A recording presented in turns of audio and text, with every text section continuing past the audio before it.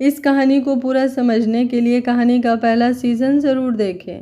उसका लिंक मैं आपको डिस्क्रिप्शन बॉक्स में दे दूँगी और साथ में कमेंट बॉक्स में पिन भी कर दूँगी, तो आप लोग वहाँ से भी जाकर देख सकते हैं। क्या बात है, कहानी आप लोगों को पसंद नहीं आ रही है? कमेंट आने बिल्कुल कम हो गए हैं और लाइक भी। मैंने आप लोगों के डिमांड पर ही दूसरा सीज़न शुरू किया था। कहानी आगे काफ़ी खूबसूरत और इंटरेस्टिंग है, लेकिन अगर आप लोगों का सपोर्ट और साथ नहीं रहा तो मैं कहानी को आगे कैसे बढ़ाऊंगी। चाहे कितनी भी व्यस्तता हो, लेकिन आप लोगों के लिए पार्ट तैयार करती हूँ। बदले में इतनी ही उम्मीद करती हूँ कि आप लोग एक लाइक करो और कमेंट में अपनी राय रखो, जो कि बिल्कुल फ्री है। मैं कोई भी कहानी बीच में अधूरी छोड़ना नहीं चाहती हूँ, लेकिन आप लोगों के सपोर्ट और प्यार के बिना ये चीज़ संभव नहीं है। उम्मीद करती हूँ आप लोग कहानी पर अपना सपोर्ट और प्यार बनाए रखेंगे और वीडियो को एक लाइक ज़रूर करेंगे और कहानी को पूरा देखेंगे, ताकि कुछ व्यूज इंक्रीज हो सके। फ्रांस पंखुड़ी को पूरे घर में ढूंढ लिया था, पंखुड़ी कहीं नहीं थी और अब वो बहुत ज़्यादा परेशान हो गया था। फ्रांस ने बाहर आकर वहां खड़े एक ड्राइवर से पंखुड़ी के बारे में पूछा, तो इस ड्राइवर ने बताया कि अभी कुछ देर पहले ही पंखुड़ी एक दूसरे ड्राइवर के साथ ग्रोवर मेंशन के लिए निकली है। ग्रोवर मेंशन का नाम सुनकर ही फ्रांस ने गुस्से से अपनी मुट्ठियां कस ली थी। उसे जो चीज़ सबसे ज़्यादा इरिटेट करती थी वो यही थी कि पंखुड़ी का नाराज़ होकर अपने मायके चले जाना। सृष्टि हैरानी से बोली, ये कब हुआ और वो हम में से किसी को कुछ बताकर क्यों नहीं गई? ये तो गलत बात है।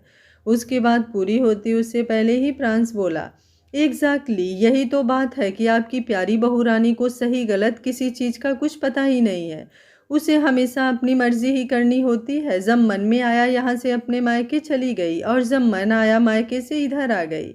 उसे इतनी सी बात समझ में नहीं आती है क्या कि शादी के बाद अब उसका घर राणा मेंशन है, ना कि ग्रोवर मेंशन। अगर यहाँ पर उसकी किसी से बहस हुई है तो वो यहाँ का मामला यहाँ पर भी तो ख़त्म कर सकती है ना, लेकिन नहीं।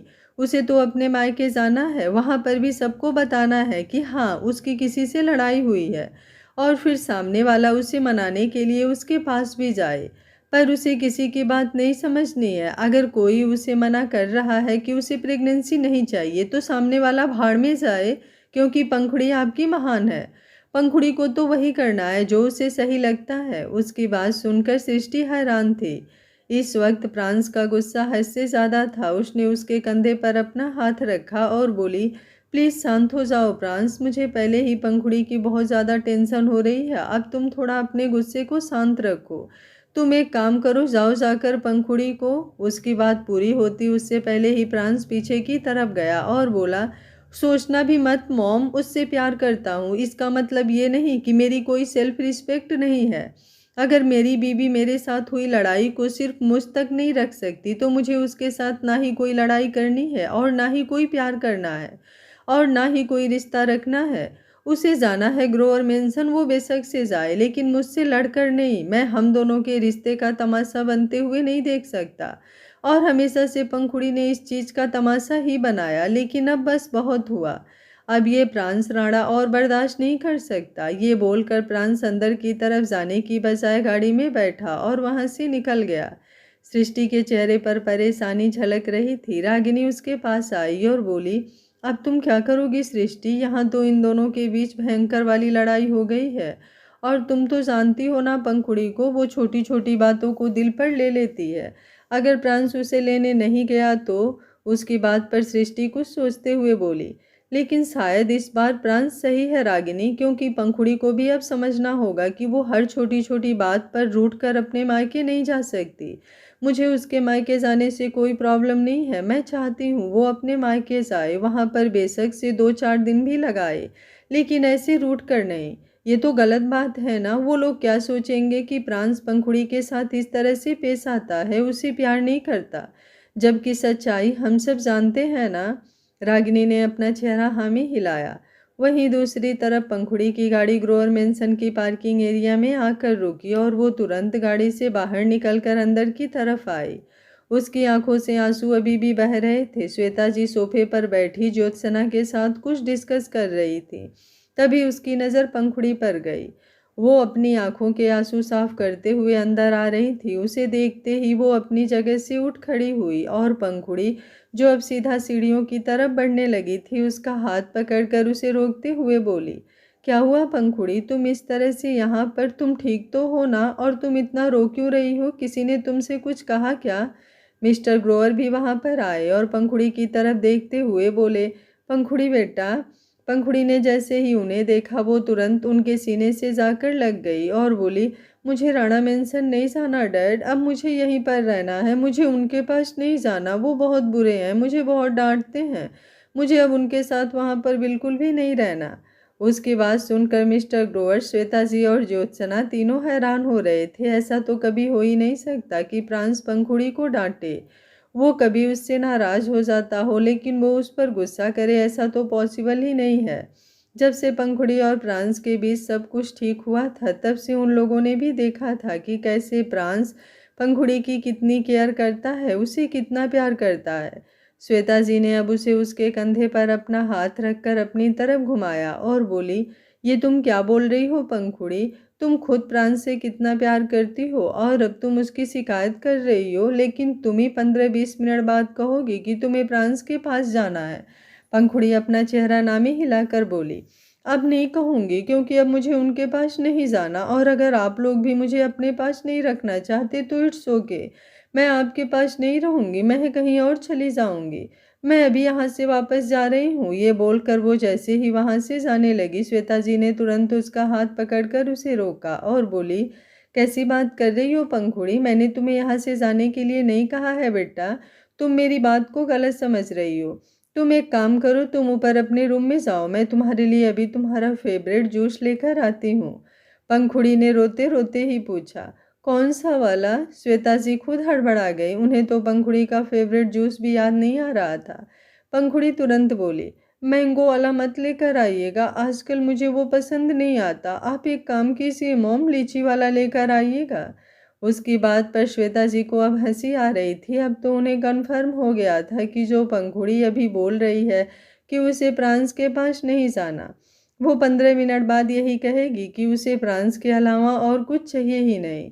उन्होंने अपना चेहरा हाँ में हिला दिया और पंखुड़ी जल्दी से सीढ़ियाँ चढ़ते हुए ऊपर अपने रूम में चली गई। वो आकर बेड पर बैठी और सिसक सिसक कर बोली, आपको क्या लगता है कि आप मुझे डांटेंगे तो मैं आपकी डांट सुनती रहूंगी? अब मैं सच में आपके पास नहीं आऊंगी, तब तक तो बिल्कुल नहीं, जब तक आप मान नहीं लेते कि मैं प्रेग्नेंट हूँ। ये बोलते हुए वो अभी भी सुबक रही थी। वहीं दूसरी तरफ श्वेता जी ने तुरंत सृष्टि को कॉल कर दिया था। उन्होंने उसे बता दिया था कि पंखुड़ी ग्रोवर मेंशन में ही है, क्योंकि जिस तरह से पंखुड़ी आई थी उन्हें लग नहीं रहा था कि वो राणा मेंशन में किसी को बताकर आई होगी। हालांकि ये बात सच थी, लेकिन ड्राइवर से सृष्टि को ऑलरेडी पता चल चुका था तो वो ज़्यादा परेशान नहीं थी। सृष्टि ने उन्हें पंखुड़ी का ध्यान रखने को कहा और ये भी कहा कि प्रांशु उसे जल्द लेने आएगा ताकि उन्हें पंखुड़ी की टेंशन ना हो। लेकिन श्वेता जी ने कह दिया था कि प्रांस जब चाहे आ सकता है, कोई जल्दी नहीं है। अगर पंखुड़ी 2-3 दिन यहाँ रहना चाहती है तो भी कोई प्रॉब्लम नहीं। सृष्टि के पास अब कोई जवाब नहीं था तो वो खामोश रही और श्वेता जी कॉल डिस्कनेक्ट कर पंखुड़ी के लिए लीची जूस बनाने लगी। तकरीबन 5-7 मिनट बाद वो पंखुड़ी के रूम में आई और उन्होंने पहले आराम से पंखुड़ी को लीची जूस पिलाया और फिर उसे कुछ देर आराम करने के लिए कहा, क्योंकि रो रो कर उसका चेहरा एकदम मायूस नजर आ रहा था। उन्हें लग रहा था कि अगर पंखुड़ी थोड़ी देर सो जाएगी तो उसे बेटर फील होगा। वहीं दूसरी तरफ प्रांस यूं ही अपने ऑफिस में आ गया था। उसने ऑफिस वाले कपड़े भी नहीं पहने हुए थे, वो बस शर्ट और लोअर में था और अब वो अपनी चेयर पर बैठा काम कर रहा था, लेकिन उसका ध्यान काम में लग ही नहीं रहा था। उसने अपने माथे पर अपना हाथ रखा और अपने लिए ब्लैक कॉफ़ी ऑर्डर की। एक के बाद एक उसने लगातार 3-4 ब्लैक कॉफ़ी पी ली, लेकिन फिर भी उससे काम कुछ नहीं हो रहा था। अब वो बुरी तरह से झल्ला गया और वापस राणा मेंशन जाने का सोचने लगा, लेकिन तभी उसका मैनेजर अनुज केबिन में आया और उसकी तरफ देखते हुए बोला, मीटिंग रूम में सब आपका इंतज़ार कर रहे हैं बॉस। मुझे लगा आपको शेड्यूल याद होगा तो मैं आपके केबिन में नहीं आया, लेकिन मीटिंग को शुरू हुए पूरे 5 मिनट हो गए और ये मीटिंग तो काफ़ी इम्पोर्टेंट भी है। उसकी बात सुनकर प्रांस अब घर भी नहीं जा सकता था। उसने अपना सर हाँ में हिलाया और फिर मीटिंग रूम में पहुंचा। जैसे ही वो मीटिंग रूम में आया, सामने तुषार जिंदल को देखकर उसकी आईब्रो ऊपर की तरफ उठ गई। उसे नहीं पता था कि आज की इस मीटिंग में तुषार जिंदल भी आने वाला है। वहीं तुषार अपनी डेविल नज़रों से उसकी तरफ देख रहा था। प्रांस आकर अपनी चेयर पर बैठा और फिर मीटिंग स्टार्ट हुई। कुछ देर बाद प्रांस सबकी तरफ देखते हुए बोला, आई थिंक हमें लोकेशन चेंज नहीं करनी चाहिए। उसकी बात पर सब लोग सहमति जता रहे थे, लेकिन तभी तुषार उसे तिरछी नज़रों से देखते हुए बोला, लेकिन मुझे लगता है हमें लोकेशन चेंज करनी चाहिए और इस प्रोजेक्ट में 50% का शेयर रखने के बाद मैं ये डिसीजन लेता हूँ कि लोकेशन चेंज जरूर होगी। फ्रांस के चेहरे पर सवालिया एक्सप्रेशंस आ गए। भला तुषार के पास 50% शेयर कैसे आए? उसने तुरंत सभी बिजनेसमैन की तरफ देखा तो मिस्टर रोहित और मिस्टर शर्मा जल्दी से बोले, एक्चुअली हम लोगों ने अपने अपने 10% शेयर मिस्टर तुषार जिंदल को ट्रांसफ़र कर दिए हैं, तो अब उनके पास 50% है और आपके पास 40 और बाकी के 10% हम दोनों के पास ही हैं। फ्रांस के चेहरे पर गुस्सा झलकने लगा। वो बेहद सर्द आवाज़ में बोला, लेकिन अगर एक बार मैंने डिसीजन ले लिया कि इस प्रोजेक्ट की लोकेशन चेंज नहीं होगी, इट मीन्स चेंज नहीं होगी। तुषार तुरंत बोला, लेकिन मैं भी डिसीजन ले चुका हूँ और मेरे पास आपसे ज़्यादा परसेंटेज है, तो यहाँ पर डिसीजन टेकर मैं होना चाहिए हूँ, ना कि कोई और। उसकी बात पर अब फ्रांस गुस्से से दांत पीसने लगा। वो तुरंत अपनी जगह से उठा और अगले ही पल उसने तुषार को उसके गिरेबान से पकड़ लिया। तुषार के साथ साथ बाकी सब लोग भी हैरान रह गए। फ्रांस ने एक जोरदार पंच उसके गाल पर जड़ दिया और बोला, जब मैंने कह दिया कि जो मैंने फाइनल किया है वही होगा, तो तुम होते कौन हो प्रांस राणा का डिसीजन ना मानने वाले? एक बार अगर प्रांस राणा ने कुछ कह दिया तो इट मीन्स वो चीज़ होगी ही होगी। कोई प्रांस राणा को रोक नहीं सकता, कोई भी नहीं। ये बोलकर अब उसने एक जोरदार और पंच तुषार के चेहरे पर जड़ दिया था। किसी को भी समझ नहीं आ रहा था कि एक छोटी सी बात पर प्रांस इतना ज़्यादा हाइपर क्यों हो रहा है। आज तक उसने कभी किसी मीटिंग में इस तरह से बिहेव नहीं किया था जिस तरह से अब वो इस मीटिंग में कर रहा था। बेशक से उसे कितना ही गुस्सा क्यों ना आए, वो मीटिंग बीच में छोड़कर चला जाता था, लेकिन इस तरह से मारपीट नहीं करता था। मिस्टर शर्मा और मिस्टर राहुल जल्दी से आगे की तरफ आए और प्रांस को तुषार के पीछे की तरफ खींचने लगे, लेकिन प्रांस तुषार को छोड़ ही नहीं रहा था। वो एक के बाद एक लगातार पंच तुषार के चेहरे पर जड़ रहा था और अब तुषार के होठों से खून बहने लगा था। उसने एक जोर से धक्का प्रांस को दिया तो प्रांस पीछे की तरफ लड़खड़ाया और इस धक्के से अब प्रांस का गुस्सा और भी ज़्यादा बढ़ गया। वो किसी भूखे शेर की तरह तुषार को देख रहा था। उसकी आंखें इस वक्त आग उगल रही थी, जैसे वो नज़रों ही नज़रों में उसे पूरी तरह से भस्म कर देगा। तुषार एक बार फिर से गुस्से से बोला, तुमने मुझ पर हाथ उठाकर बहुत बड़ी गलती की है प्रांस राणा। अब तो मैं भी देखता हूँ कि तुम अपना डिसीजन कैसे चेंज नहीं करते। अगर तुमने अपना डिसीजन चेंज नहीं किया तो ये प्रोजेक्ट होगा। उसकी बात पूरी होती उससे पहले ही प्रांस एक बार फिर से उसके करीब आया और अगले ही पल उसने उसके गिरेबान को कसकर पकड़ते हुए उसे ऊपर की तरफ उठा दिया।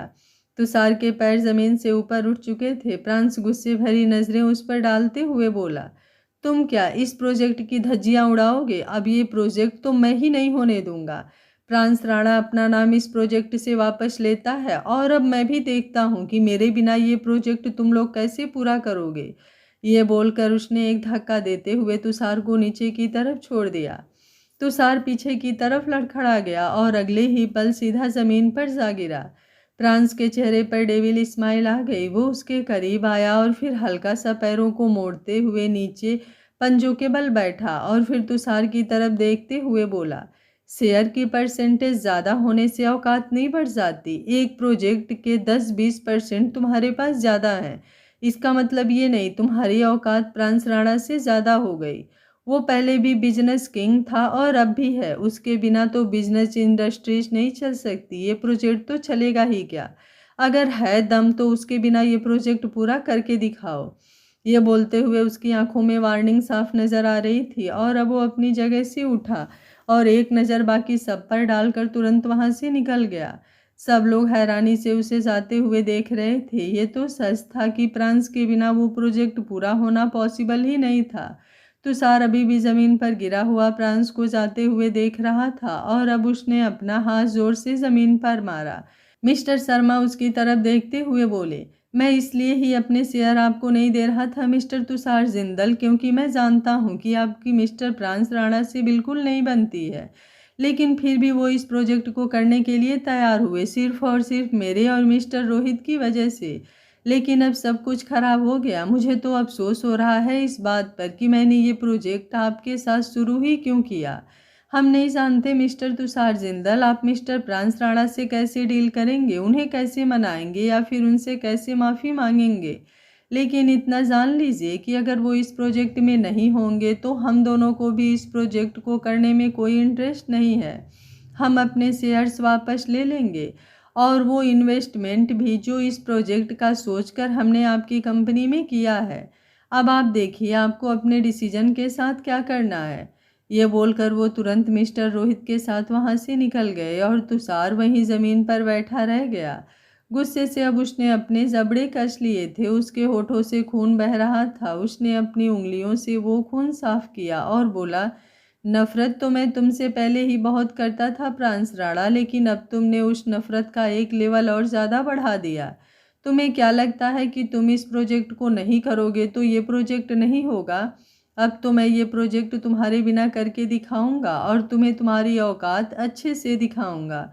बिजनेस में तो तुम हारोगे ही, लेकिन बहुत जल्दी तुम्हारी पर्सनल लाइफ में भी तूफान आने वाला है। इस कदर उलझाऊंगा मैं तुम्हें कि तुम्हें कुछ समझ में ही नहीं आएगा। आखिर तुम करो तो करो क्या?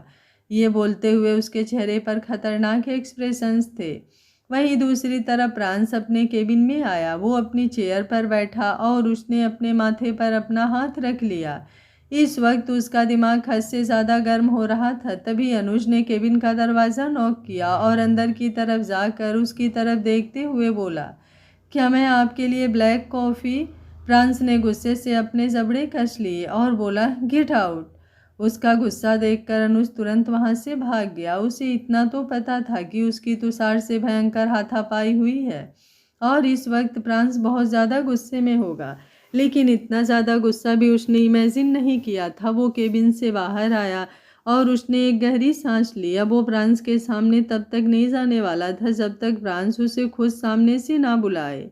वहीं दूसरी तरफ प्रांस ने एक गहरी सांस ली और टेबल पर रखा हुआ पानी का गिलास उठाने लगा, लेकिन तभी उसका फ़ोन बजा। उसने फ़ोन की तरफ देखा जहां सृष्टि का कॉल आ रहा था। उसने कॉल रिसीव किया।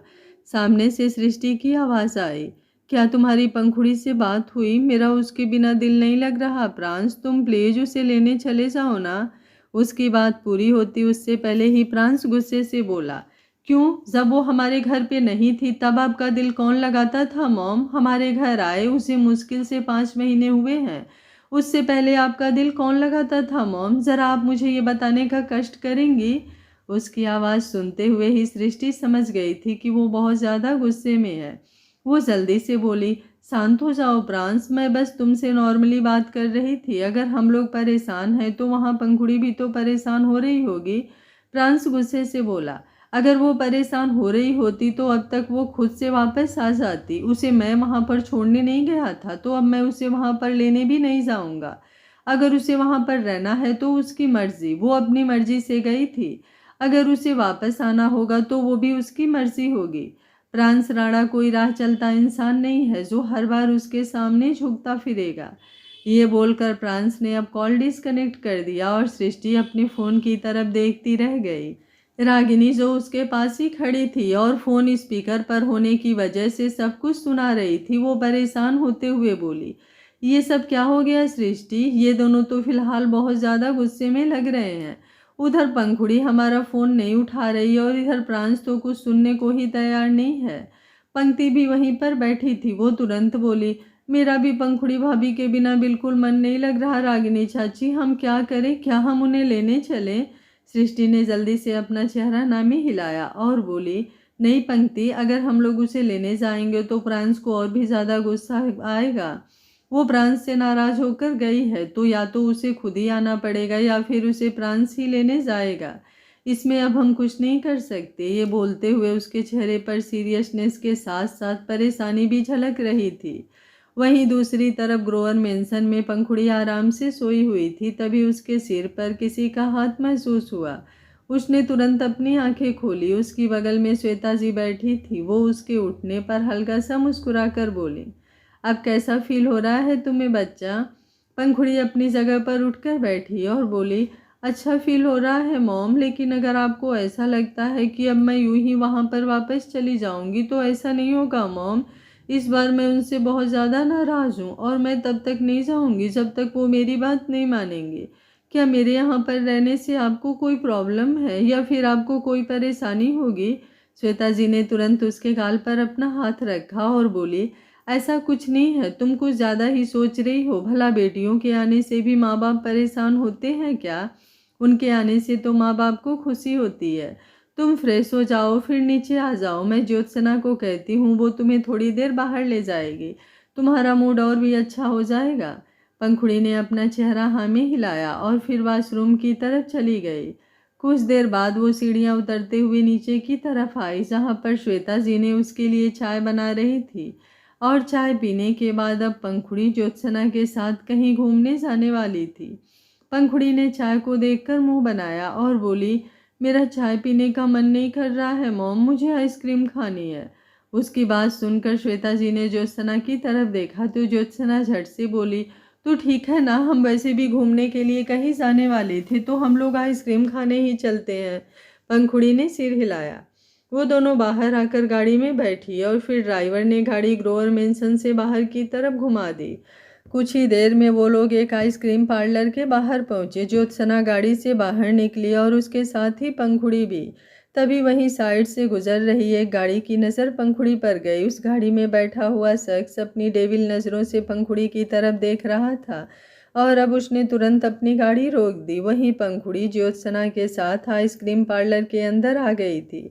ज्योत्सना ने पंखुड़ी को टेबल पर बिठाया और फिर खुद आइसक्रीम का ऑर्डर करने के बाद वापस पंखुड़ी के सामने आकर बैठी। वो उसकी तरफ देखते हुए बोली, आप मॉम को तो कुछ नहीं बता रही हो दी, लेकिन मुझे तो बता सकती हो ना, आखिर बात क्या है? क्या आपकी जीजू के साथ लड़ाई हुई? क्या उन्होंने आप पर गुस्सा किया? पंखुड़ी मुंह बनाते हुए बोली, गुस्सा तो वो मुझ पर हमेशा करते रहते हैं, लेकिन आज उन्होंने बेवजह गुस्सा किया। इस चीज़ के लिए मैं अब उनसे बिल्कुल बात नहीं करूँगी। ज्योत्सना हंसी और बोली, लेकिन अब तो आप ये बोल रही हो, पर देखना जब जीजू आपको लेने आएंगे ना, तब आप एक सेकंड भी नहीं लगाओगी और जीजू के साथ चली जाओगी। आप उनसे नाराज़ तो बेशक से हो जाती हो, लेकिन ज़्यादा देर उनसे नाराज़ रह भी नहीं पाती हो। पंखुड़ी मुंह बनाते हुए बोली, मुझे नहीं लगता है कि वो मुझे लेने के लिए आएंगे। अगर उन्हें आना होता तो वो अब तक आ चुके होते। तभी ज्योत्सना का ऑर्डर प्रिपेयर हुआ तो वो जल्दी से बोली, मैं अभी आती हूँ। ये बोलकर वो अपनी जगह से उठी और काउंटर की तरफ चली गई। तभी वो शख्स जिसकी गाड़ी ज्योत्सना और पंखुड़ी को आइसक्रीम पार्लर के बाहर देखकर रुकी थी, वो अब उनके साथ वाली टेबल पर आकर बैठा हुआ था। ज्योत्सना के जाने के बाद वो अपनी टेबल से उठा और पंखुड़ी के सामने आकर खड़ा हो गया। पंखुड़ी हैरानी से उसकी तरफ देखने लगी। वो उस शख्स को बिल्कुल नहीं जानती थी, लेकिन वो शख्स कोई और नहीं तुषार जिंदल ही था। वो पंखुड़ी की तरफ देखते हुए बोला, I am so sorry Mrs Rana, जो मैं आपके पर्सनल मैटर में इंटरफेयर कर रहा हूँ, लेकिन आपकी उम्मीदों को देखकर मुझे बहुत ज़्यादा हर्ट हो रहा था, इसलिए खुद को रोक नहीं पाया। बहुत उम्मीद है ना आपको कि आपका पति आपको मनाने आएगा, आपको आपके मायके से लेने आएगा, लेकिन ऐसा कुछ नहीं होने वाला। जानती हैं क्यों? क्योंकि आपके पति की ईगो बहुत ज़्यादा बड़ी है। वो इंसान अपनी ईगो से बढ़कर कुछ सोच ही नहीं सकता। पंखुड़ी गुस्से से मुंह बनाते हुए बोली, खबरदार, अगर आपने उनके बारे में कुछ भी कहा तो बेशक से मेरी उनके साथ लड़ाई चल रही है, लेकिन इसका मतलब ये नहीं कि कोई भी मुझे उनके बारे में कुछ भी कहेगा। मैं उनके बारे में एक शब्द भी नहीं सुनूंगी। तुषार गहरी सांस लेकर बोला, उफ, आपका ये प्यार देखकर तो मुझे आपके लिए और भी ज़्यादा बुरा लग रहा है, लेकिन मेरी एक बात याद रखिएगा, आपका पति बेशक से आपको बहुत प्यार करता होगा, लेकिन उसकी ईगो के आगे तो उसका प्यार भी कुछ नहीं है। अगर नहीं यकीन तो आजमा कर देख लीजिए, आपको पता चल जाएगा। वेल, चलता हूँ, आपका शुभ चिंतक। नाम बताने की तो कोई ज़रूरत ही नहीं है। ये बोलकर तुषार अब फिर से मुस्कुराहट लिए वहाँ से चला गया और पंखुड़ी के चेहरे पर परेशानी झलकने लगी। वो जल्दी से बोली, बेशक से मैं उनसे नाराज़ होकर आई हूँ, लेकिन इसका मतलब ये नहीं कि वो मुझे प्यार नहीं करते। हाँ, वो थोड़े एटीट्यूड वाले हैं, लेकिन इतना तो मैं भी जानती हूँ कि हमारे प्यार के आगे वो कभी अपनी ईगो नहीं आने देते। वो अकेले में बोले जा रही थी और अब ज्योत्सना उसके सामने आकर बैठी और बोली, क्या हुआ दी, आप अकेले में क्या बोल रही हैं? पंखुड़ी ने उसकी तरफ देखा, वो उसे ये सब बताने को हुई, लेकिन फिर चुप रह गई। ज्योत्सना मुस्कुराई और बोली, ये लीजिए आपकी फेवरेट आइसक्रीम। ये बोलते हुए उसने पंखुड़ी के सामने उसकी फेवरेट आइसक्रीम की, लेकिन अब पंखुड़ी का मन वो आइसक्रीम खाने का भी नहीं कर रहा था। इसलिए वो वहाँ से उठी और बोली, अभी फ़िलहाल मेरा कुछ भी खाने का मन नहीं कर रहा, तो हम एक काम करते हैं, हम वापस घर चलते हैं। ये बोलकर वो अपनी जगह से उठी और फिर बिना ज्योत्सना के ही सीधा उस आइसक्रीम पार्लर से बाहर आ गई। अब उसका मन हद से ज़्यादा बेचैन हो रहा था। वहीं दूसरी तरफ प्रांस ऑफिस से निकल कर राणा मेंशन की तरफ जा रहा था। इस वक्त वो अपनी गाड़ी ड्राइव कर रहा था। ज्योत्सना गाड़ी में बैठी पंखुड़ी की तरफ देख रही थी। वो लोग भी ग्रोवर मेंशन की तरफ जा रहे थे। तभी ज्योत्सना अचानक से बोली, अगर आपने आइसक्रीम नहीं खाई थी तो गोलगप्पे तो खा सकते हैं, इससे तो आप मना नहीं करेंगी। उसकी बात सुनकर पंखुड़ी की आंखों के सामने अब सच में गोलगप्पे घूमने लग गए थे। उसने अपना चेहरा हाँ में हिला दिया और ज्योत्सना ने अब जल्दी से गाड़ी फूड मार्केट की तरफ लगवाई। तकरीबन 5 मिनट बाद उनकी गाड़ी मार्केट के बाहर आकर रुकी और वो दोनों गाड़ी से बाहर निकली। इस वक्त प्रांस की गाड़ी उनकी गाड़ी के सामने से क्रॉस हुई, लेकिन कुछ ही दूरी पर जाकर प्रांस ने अपनी गाड़ी एक झटके से रोक दी और फिर मिरर से पीछे की तरफ देखने लगा, जहां ज्योत्सना पंखुड़ी को कोई जोक सुना रही थी और पंखुड़ी उस जोक पर हंस रही थी। अब ज्योत्सना उसे पानी पूरी स्टॉल पर लेकर आई और फिर पंखुड़ी के साथ पानी पूरी एंजॉय करने लगी। ये सब करते हुए वो लगातार पंखुड़ी को ऐसे जोक सुनाए जा रही थी जिससे पंखुड़ी को हंसी आए, और वो सब देखकर प्रांस के हाथ स्टीयरिंग पर कस रहे थे। वो उनसे कुछ ही दूरी पर अपनी गाड़ी में बैठा था और जब पानी पूरी पूरी तरह से एंजॉय करने के बाद ज्योत्सना के साथ पंखुड़ी आकर अपनी गाड़ी में बैठी और उनकी गाड़ी वहां से निकल गई। उसके बाद प्रांस ने भी अपनी गाड़ी राणा मेंशन की तरफ बढ़ा दी। उसे पंखुड़ी के हंसने से प्रॉब्लम नहीं थी, उसे प्रॉब्लम इस बात से थी कि यहाँ वो गुस्से में पागल हो रहा था। पंखुड़ी के जाने के बाद वो कितना ज़्यादा रेस्टलेस फील कर रहा था, सिर्फ वही जानता था। और सिर्फ वही नहीं, पूरा परिवार इस वक्त पंखुड़ी को मिस कर रहा था। सृष्टि की आवाज़ में वो मायूसी साफ महसूस कर सकता था, लेकिन पंखुड़ी को कोई टेंशन नहीं थी। कोई फर्क नहीं पड़ रहा था, जैसे उसे इतनी बड़ी बातों से कोई फर्क नहीं पड़ता था। आज भी वो बिल्कुल बेपरवाह बेफिक्र अपनी लाइफ में एंजॉय कर रही थी, जबकि राणा मेंशन के लोगों ने उसकी वजह से अपना खाना भी ढंग से नहीं खाया होगा। उसकी गाड़ी पार्किंग एरिया में आकर रुकी। वो जैसे ही घर के अंदर आया, उसकी नज़र सृष्टि पर गई जो वहाँ पर सोफे पर बैठी थी, लेकिन अब प्रांस को देखकर वो तुरंत उसके सामने आकर खड़ी हो गई।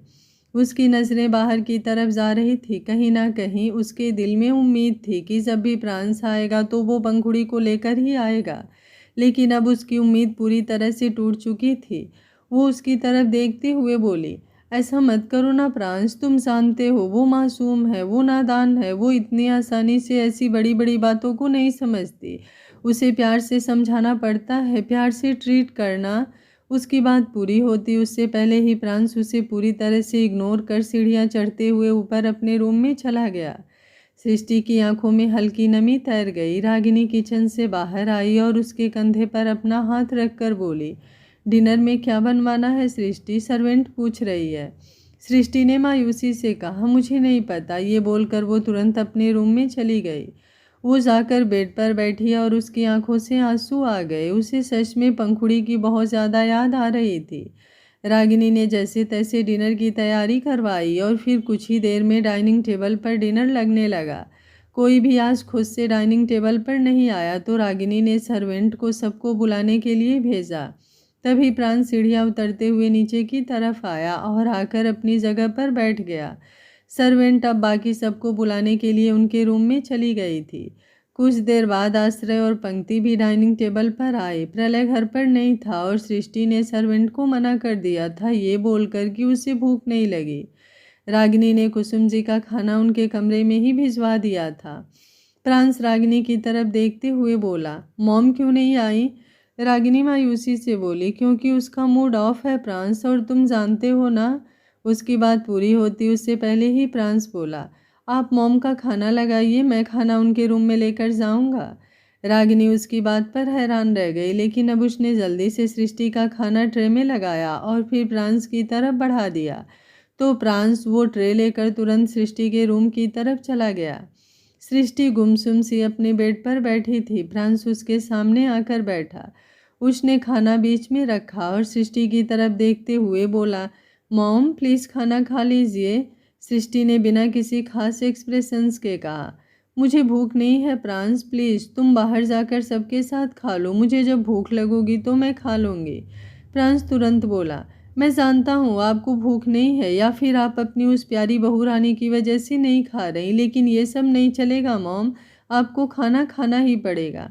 सृष्टि अब थोड़ा गुस्से से बोली, मैंने कहा ना मुझे नहीं खाना। प्रांस भी जल्दी से बोला, लेकिन मैंने भी कह दिया कि आपको खाना खाना पड़ेगा, इट मीन्स आपको खाना पड़ेगा। आप अपना खाना स्किप नहीं कर सकती। डैड बिजनेस के चलते बाहर गए हैं तो मेरी रिस्पॉन्सिबिलिटी है आपको खाना खिलाना, तो प्लीज़ खाना खा लीजिए। प्रांस की बात पर सृष्टि व्यंग से मुस्कुराई और बोली, और पंखुड़ी का क्या, उसके लिए तुम्हारी कोई रिस्पॉन्सिबिलिटी नहीं बनती? अगर वो नाराज़ होकर अपने मायके चली गई है तो क्या तुम्हारी रिस्पॉन्सिबिलिटी नहीं बनती कि तुम उसे वापस लेकर आओ? मेरे टाइम पर तुम्हें अपनी रिस्पॉन्सिबिलिटी याद है, लेकिन उसका क्या, कितना प्यार करती है वो तुमसे, और तुमने उसे नाराज़ कर दिया। प्रांस थोड़ा सा सख्त होकर बोला, मैंने कुछ नहीं किया है मॉम, इस घर से जाना उसका डिसीजन था, तो इसमें मेरा कोई हाथ नहीं। सृष्टि अब और भी ज़्यादा गुस्से से बोली, तो और किसकी गलती है? तुम उससे प्यार से भी तो बात कर सकते थे ना प्रांस। अगर तुम्हें प्रेगनेंसी नहीं चाहिए तो इट्स ओके, तुम थोड़ा टाइम ले लेते, लेकिन तुमने जिस तरह से पंखुड़ी से बात की वो हम सब ने देखा है, और वो सच में बहुत ज़्यादा गलत था। अब प्रांस खुद को और ज़्यादा कंट्रोल नहीं कर पाया। वो तुरंत अपनी जगह से उठा और बोला, ओह रियली, आपको मैं गलत लग रहा हूँ? लेकिन मैं आपकी गलतफहमी दूर कर दूँ कि अगर आपको लग रहा है कि मेरे डांटने से आपकी बहू को हर्ट हुआ होगा, तो ऐसा कुछ भी नहीं है, क्योंकि जिनको हर्ट होता है वो एंजॉय नहीं करते, वो उदास होते हैं, मायूस होते हैं, उनका कहीं बाहर जाने का मन भी नहीं करता। लेकिन आपकी प्यारी बहू रानी वो मार्केट में पानी पूरी एंजॉय कर रही थी, वहाँ पर खड़ी हंस हंस कर बातें कर रही थी। उसे देखकर ऐसा कहीं से भी नहीं लग रहा था कि वो किसी तकलीफ में होगी, उसे हर्ट हो रहा होगा, या फिर उसकी लाइफ में कोई प्रॉब्लम भी होगी। लेकिन एक मैं हूँ जो आज सुबह से ही अपना दिमाग खराब करके बैठा हूँ। मैं ही जानता हूँ कि आज का दिन मैंने कैसे बिताया है, और मुझे कन्फर्म है कि पूरी फैमिली का यही हाल होगा। ना आपका दिल लगा होगा, ना रागिनी चाची का, और ना ही पंक्ति का, और ना ही किसी और को कुछ अच्छा लगा होगा। लेकिन जिसके लिए हम सब मायूस हैं, हम सब यहाँ उदास हैं, वो अपनी लाइफ अच्छे से एंजॉय कर रही है। उसे किसी चीज़ की कोई टेंशन नहीं, किसी से कोई लेना देना नहीं। सृष्टि हैरानी से बोली, नहीं ऐसा नहीं हो सकता, ज़रूर तुम्हें कोई गलत फहमी है। प्रांस गुस्से से बोला, अंधा नहीं हूँ मॉम, मुझे दिखाई देता है, और अपनी इन्हीं आंखों से मैं उसे ज्योत्सना के साथ एंजॉय करते हुए देख कर आया हूँ। यूं ही कुछ नहीं बोल रहा मैं। खैर आप मुझ पर ट्रस्ट क्यों करेंगी? क्योंकि आपको तो अपनी प्यारी बहू रानी पर ब्लाइंड ट्रस्ट है, तो आप कीजिए उस पर ट्रस्ट। मैं ये नहीं कहता कि वो अपनी लाइफ एंजॉय नहीं कर सकती, लेकिन कम से कम सिचुएशन तो देखिए। क्या उसे नहीं पता कि हम सब लोग उसे कितना प्यार करते हैं? उसे मेरा डांटना दिखाई देता है, लेकिन मेरा प्यार, क्या उसे मेरा प्यार नहीं दिखाई देता मॉम? और अगर नहीं दिखाई देता तो अब मुझे उसे कुछ दिखाना भी नहीं है। मैं ही पागल था जो उसके लिए अपना एटीट्यूड छोड़कर उसके आगे पीछे घूम रहा था। पर वो शायद प्रांस राणा को डिज़र्व ही नहीं करती। मैं उसका वेट करूँगा, अगर उसे आना होगा तो वो वापस आ जाएगी, लेकिन मैं उसे लेने जाऊँगा ये आप भूल जाइए।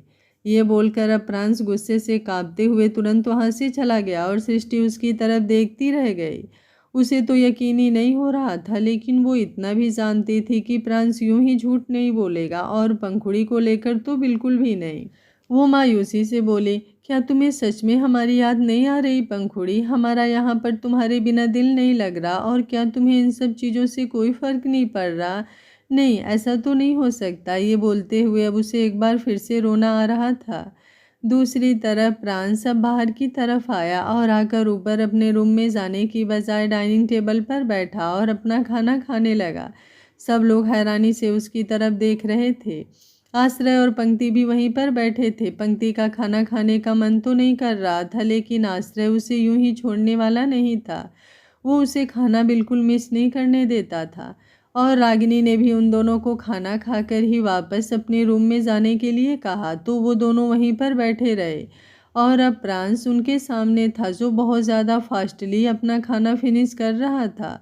और जल्दी से अपना खाना फिनिश करके वो अपने रूम में चला गया, जबकि बाकी सब ने अपना खाना अभी आधा भी नहीं खाया था। पंक्ति रोते हुए बोली, मुझे पंखुड़ी भाभी की याद आ रही है। उनके बिना कुछ भी अच्छा नहीं लग रहा। आश्रय जी, प्लीज़ कुछ कीजिए ना। प्लीज़ उन्हें इस घर में वापस लेकर आइए ना। आश्रय ने उसके गाल पर अपना हाथ रखा और बोला, ठीक है, मैं भाभी के पास जाऊंगा, उनसे बात करूंगा। आई होप वो मान जाएंगे। पंक्ति ने अपना चेहरा हाँ में हिलाया और फिर आश्रय ने उसे दोबारा खाना खिलाना शुरू किया। लेकिन अब पंक्ति का बिल्कुल मन नहीं कर रहा था। वो मायूसी से बोली, मुझसे और नहीं खाया जाएगा आश्रय जी, प्लीज़ बस कीजिए। आश्रय ने भी उसके साथ ज़बरदस्ती नहीं की और अब वो अपने रूम में आ गया। पंक्ति का बाहर वॉक करने का भी मन नहीं कर रहा था। वहीं प्रांस जाकर अपनी बालकनी में खड़ा हुआ और उसने स्मोक करना शुरू किया। एक के बाद एक लगातार 5 से 7 सिगरेट वो ख़त्म कर चुका था, जो नीचे बालकनी में आधी जली आधी बुझी पड़ी थी। और अभी भी प्रांस का गुस्सा शांत नहीं हुआ था। वहीं दूसरी तरफ ग्रोवर मेंशन पंखुड़ी इस वक्त अपने रूम में थी और उसके हाथ में उसका फ़ोन था, जहां पर वो अपनी और प्रांस की पिक्चर्स देख रही थी और साथ में बाकी सब फैमिली की पिक्चर्स भी उसके सामने ही थी। उन सबको देखते हुए उसकी आंखों में आंसू थे। वो सबको हद से ज़्यादा मिस कर रही थी।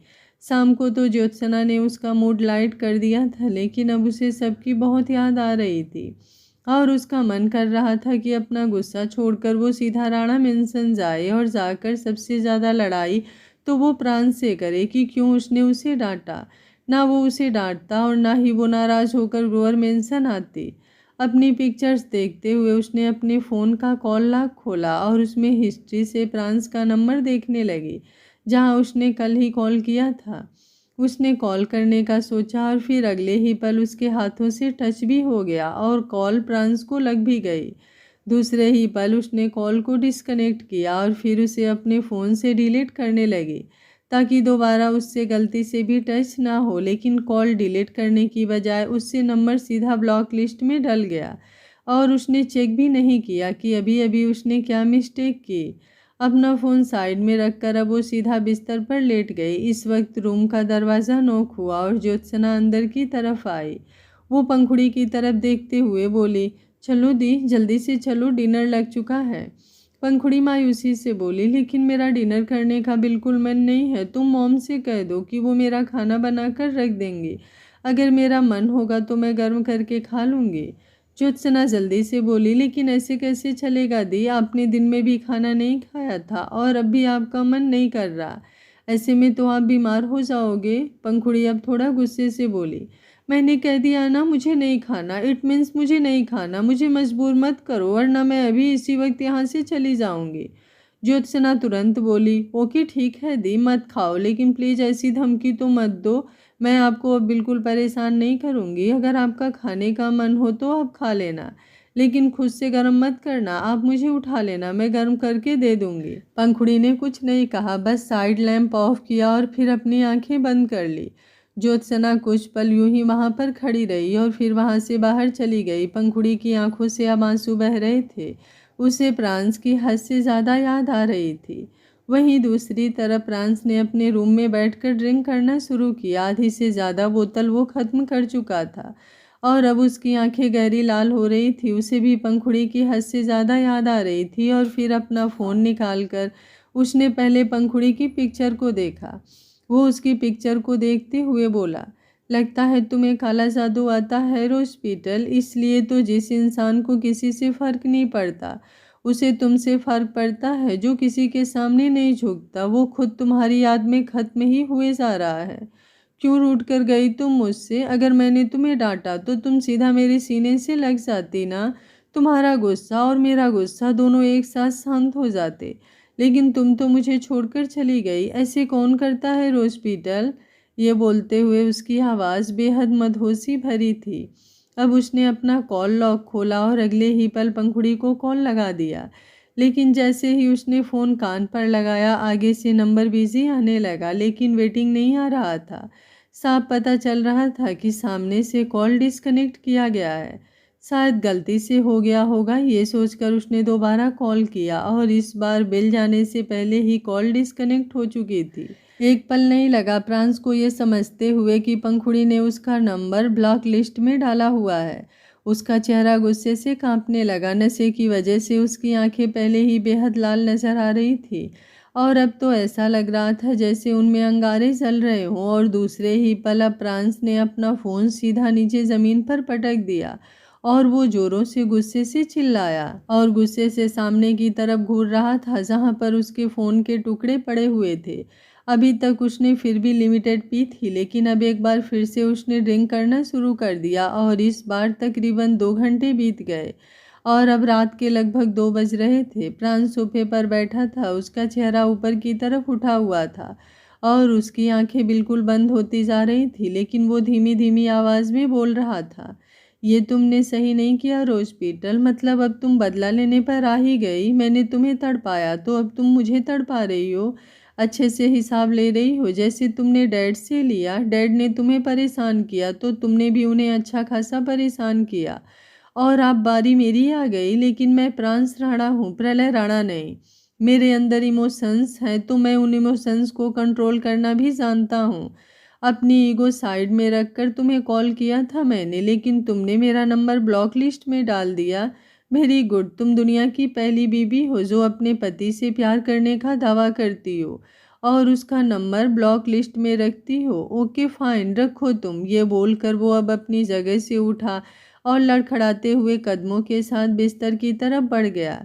जैसे ही वो बिस्तर के पास पहुंचा, एक झटके से वो नीचे की तरफ गिरा। उसकी आंखें मुश्किल से खुल रही थी और अब धीरे धीरे वो पूरी तरह से बंद हो गई। कुछ ही देर में वहां पर उसकी बस गहरी सांसें गूंज रही थी।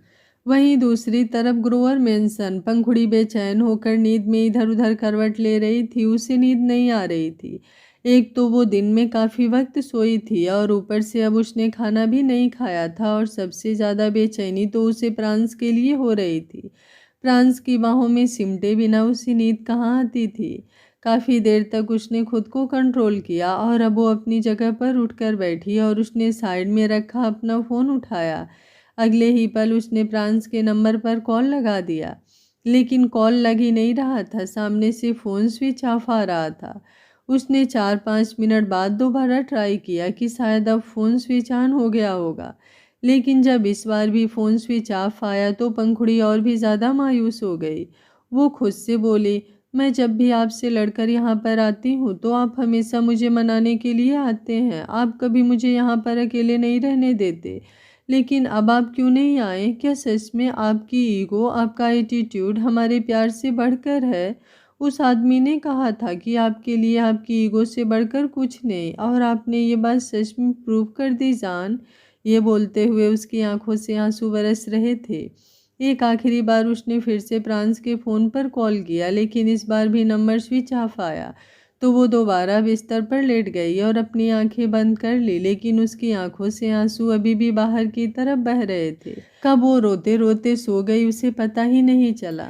आने वाला कल दोनों की ज़िंदगी में क्या ही लेकर आएगा, जानने के लिए बने रहिए कहानी के अगले भाग में। अगर कहानी आप लोगों को अच्छी लग रही है तो वीडियो को एक लाइक करना बिल्कुल मत भूलिएगा। Thank you for watching. मिलते हैं कहानी के अगले भाग में। तब तक स्वस्थ रहिए, मस्त रहिए, अपना ख्याल रखते रहिए।